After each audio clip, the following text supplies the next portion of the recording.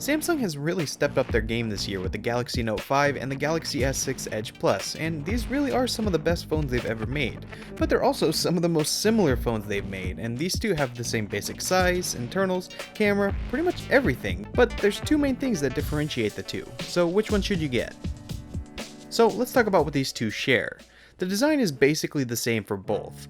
There's differences of course, but they both have the same basic layout and button placement, and they're both made out of glass on the front and back and have an aluminum frame around the phone. They both have an excellent feel in the hand, and although the Note is heavier and thicker than the Edge, they both feel solid and relatively durable, especially considering they're made out of glass. The only thing about this design though is that they are impossible to keep clean. Fingerprints everywhere. On the front, they both have a Quad HD 5.7-inch AMOLED display, and these look amazing. They're super bright, they're sharp, the color accuracy is good. Now, they aren't the same screens of course, but they do both look very great, and they're about the same size. Overall, you can see them in every condition. The screens are awesome on these.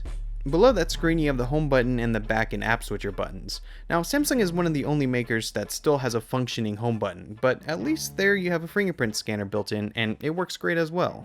It's definitely better than Samsung's past attempts, and it's super fast, and not once has it not worked for me. As long as you place it on there pretty well, it's gonna open your phone very quickly. It's really well done, and it will also allow you to use Samsung Pay or Android Pay without entering a PIN every time, and this is definitely one of my favorite features.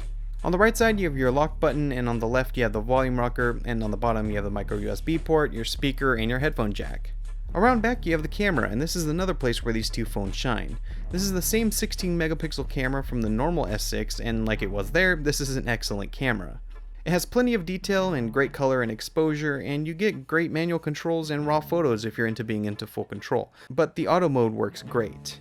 And it has optical image stabilization, so you can shoot in even more locations than you would without. On the video side of things, it shoots 4K, which is also great. It's sharp with good color and is pretty smooth with stabilization, and also you can stream straight to YouTube from the phone and you can live stream wherever you are. Pretty neat feature. Overall, the camera system is top notch, and it really does give you some great photos and videos. Now the last place where these two phones are the same is on the inside, and they are exactly the same. 32GB of storage with 4GB of RAM and the octa-core Exynos 7420, and basically this means that these are powerhouse phones and they will handle anything you throw at them really well. They are fast, smooth, and really never make you wait for anything you want to do. They are both running Samsung's skinned versions of Android Lollipop, and even though it's clear it's a Samsung messed around product, it isn't a horrible experience. And with different customization options like the theme store, you really have great ways to make this phone work and look the way you want. And overall, works really well. Now, powering all this is a 3000 mAh battery in both.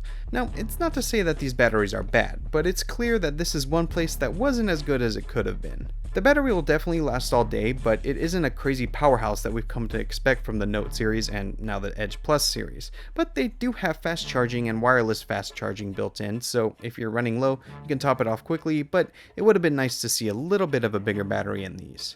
Alright, so that's what's the same about these phones, but what makes them different? Well, first, let's take a look at the Galaxy S6 Edge Plus. That's a mouthful of a name, but with the Edge you know that this screen is curved. And that is what's different here. So you get the same beautiful screen that you would on the Note, but it's curved around the edges and gives you some other software features that you don't get with the others in the line. You get software features like a quick menu that you can access by swiping over, and here you get your favorite contacts or your most used apps, and you also get the option to see who's calling you if the phone is face down, and you can use it in a nightstand mode where you kind of rub the side and it gives you information. But really, that's it. That's all the Edge gives you that the normal S6 doesn't. Is it worth it? Well, I don't think the software is the definitive buying point, but I do think the design is. I mean, look at this phone. It's beautiful in every way you can think of, and even though the edges are small, it isn't that bad to hold in the hand. Some people say it's sharp, but comparing it to the smaller version, this one's definitely more comfortable. And if design means a lot to you, this is definitely a great looking phone. The screen is just interesting. It's so weird to see a screen that isn't flat, and there's just something really inviting about this one. It isn't perfect though, because you do lose some of the images around the side. I found this particularly annoying when it came to composing photos or watching videos, but for when you're navigating the phone and most other things, the screen works fine, and again looks awesome and gives you the most unique look out of anything out there. So what about the Note 4? Well, this doesn't have a curved screen, but does have an S Pen, which is what makes the Note line unique. For the most part, the pen works exactly the way it would before. You pop it out and select what you want to do and start writing, but there are some new things here. First off is how you actually store the pen. Now the pin kind of clicks like a normal pin and it's really fun to play around with, but this allows you to store the pin more securely and flush with the phone. But now when you remove the pin, you can instantly start writing no matter where you are, even if the screen is off. You just take the pin out, start writing, when you're done, put it away, and it automatically saves it and you have a note. I found this to work really well, and if you use the S Pen a lot, you can definitely use this feature. But really that's it. Those are the differences between the two.